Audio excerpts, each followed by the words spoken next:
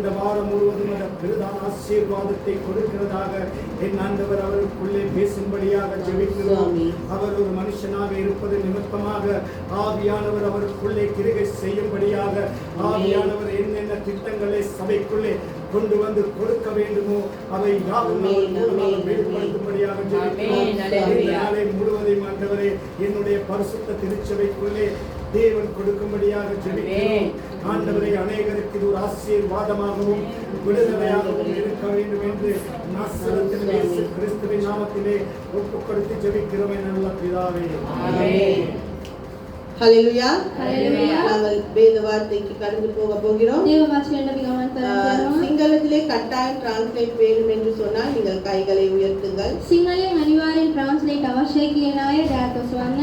கட்டாயம் நாங்க போடுறோம். என்ன பாஸ்டர் வந்து இந்தியால இருந்து வந்திருக்காங்க. පාලකතුමා ඉන්දියාවෙන් ඉඳන් පැමිණලා සිටින්නේ. நான் நினைக்கிறேன் அவருக்கு கொஞ்சம் டைம் வேணும். එයාට ටිකක් කාලය අවශ්‍යයි. அதனால எல்லாருக்குமே தமிழ் நல்லா தெரியும்னு சொன்னா සියලු දෙනාටම හොඳින් දෙමළ දන්නවා නම් நாங்க பாஸ்டருக்கு கொடுப்போம். අපි පාලකතුමාට ලබා දෙනවා. ஹல்லேலூயா. ஹல்லேலூயா. நாங்க இந்த நேரத்திலே போதகர் அவர்கள் வந்திருக்கிறார் இந்தியா தேசத்திலிருந்து. ඉන්දියා දේශයේ ඉඳන් පාලකතුමා පැමිණ සිටිනවා. எங்கள் மத்தியில் வெள்ளிக்கிழமையும் பிரசங்கம் பண்ணினார். සිකුරාදා දවසේදී இந்த ஞாயிற்றுக்கிழமை எங்கள் மத்தியில் பிரசங்கம் பண்ணும்படியாக கடந்து வந்திருக்கிறார். අද දවසේදී වත්තේ වචනේ ලබා දෙන මෙන් පැමිණ நாங்கள் கரங்களை தட்டி போதகரை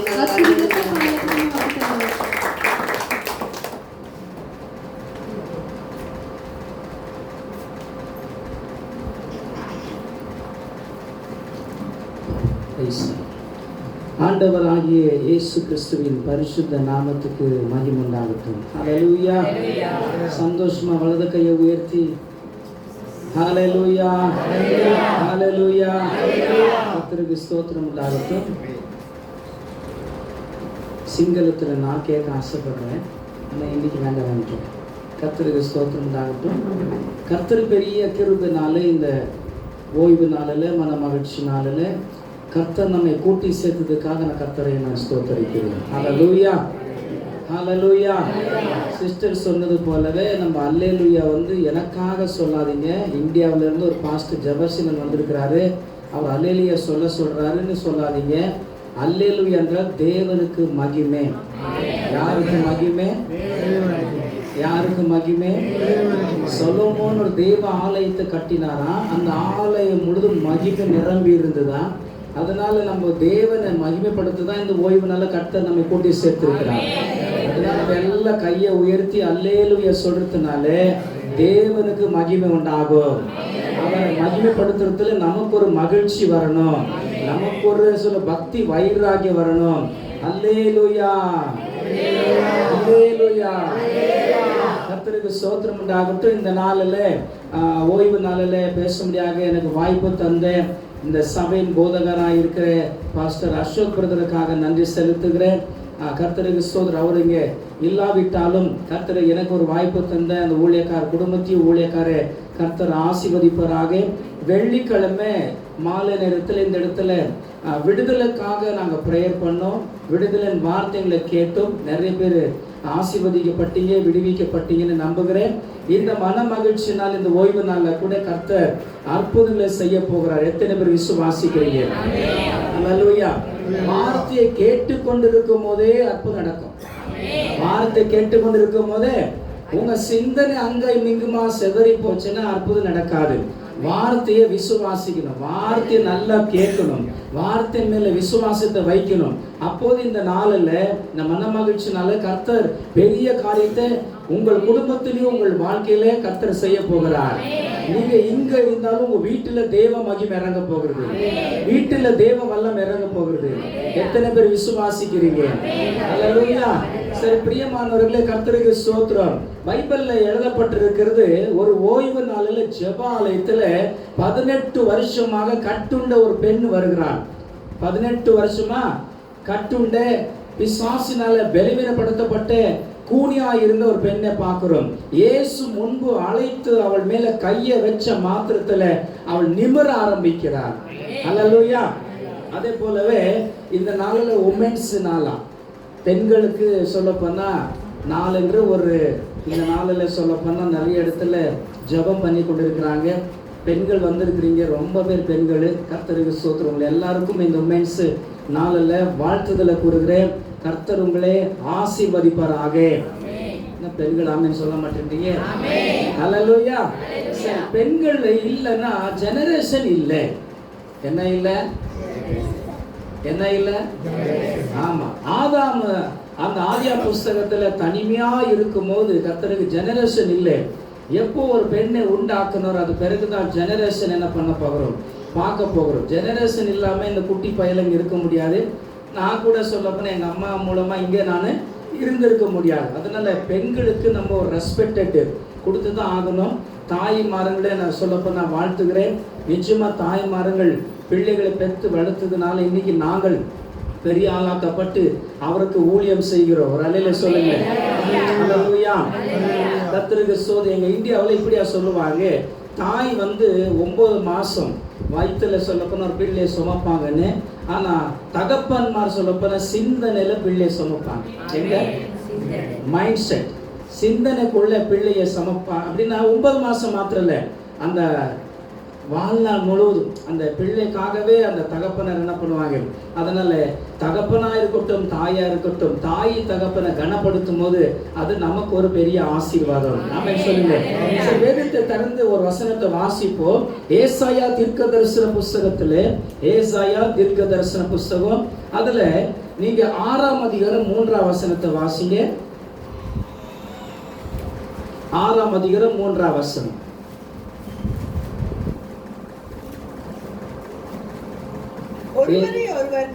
ஒருவரை ஒருவரை நோக்கி சேனைகளின் கர்த்தர் பரிசுத்தர் பரிசுத்தர், பூமி அனைத்தும் அவருடைய மகிமையால் நிறைந்திருக்கிறது. ஆமென்.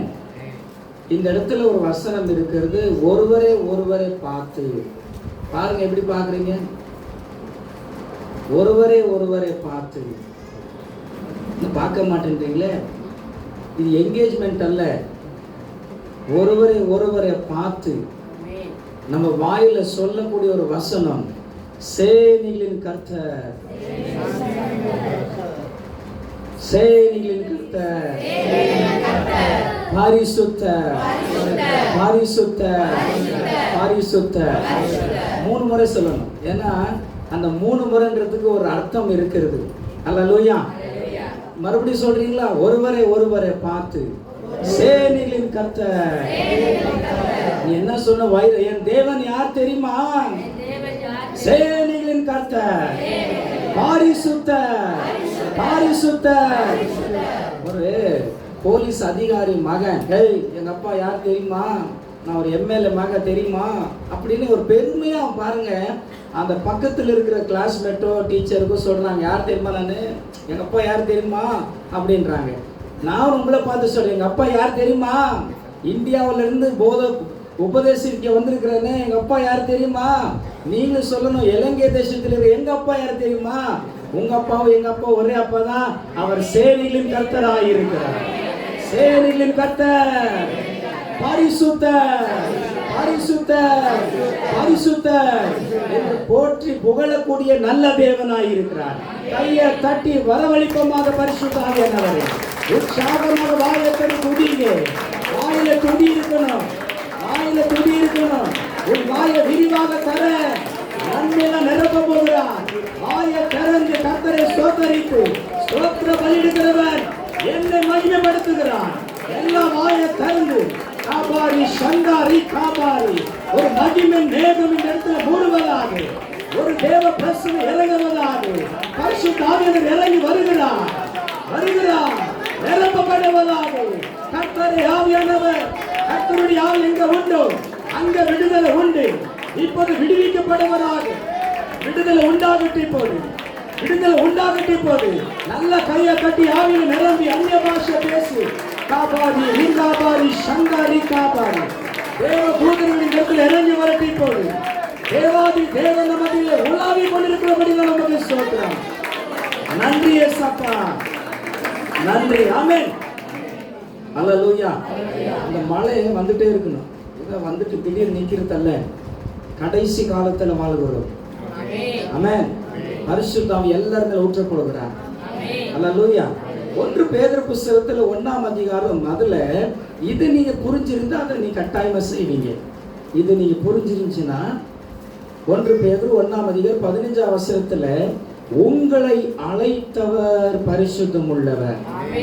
உங்களை அழைத்தவர் பரிசுத்தமா இருக்கிறது போல நீங்களும் உங்கள் நடக்கலை எல்லாவற்றிலும் எப்படி இருக்கணுமா? எப்படி இருக்கணுமா?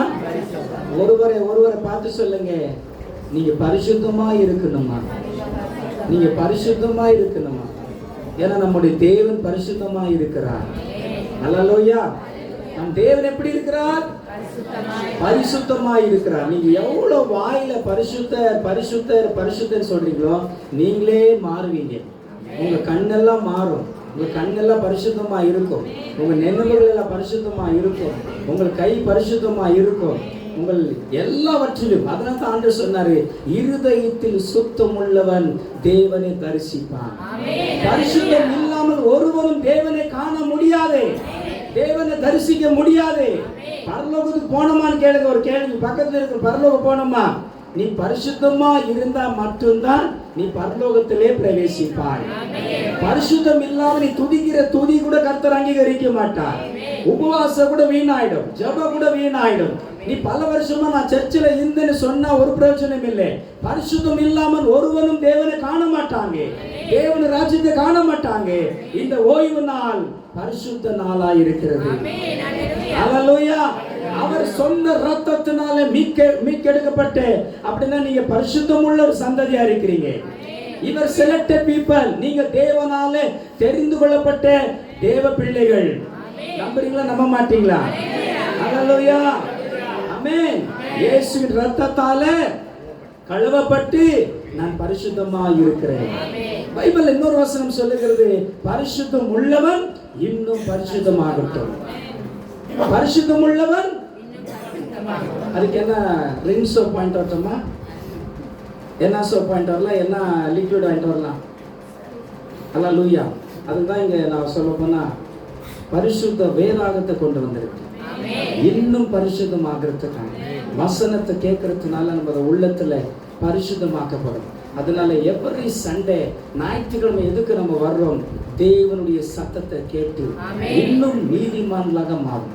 நீங்க வாசித்தீங்க நீதிமொழிகள் புஸ்தகத்துல 11ஆம் அதிகாரம் 11ஆம் வசனத்தை வாசிக்கும் போது நீங்க யதார்த்தமா இருந்தீங்கன்னா, நீதி செய்கிறவர்களா இருந்தீங்கன்னா, உண்மை உள்ளவர்களா இருந்தீங்கன்னா கர்த்தர் உங்களை ஆசீர்வதிக்க போகிறார். இது ஆசீர்வதிக்கப்பட்ட மன மகிழ்ச்சி நாள். அல்லேலூயா. வாசிக்காத நீதிமொழிகள் 11ஆம் அதிகாரம் 11ஆம் வசனம்.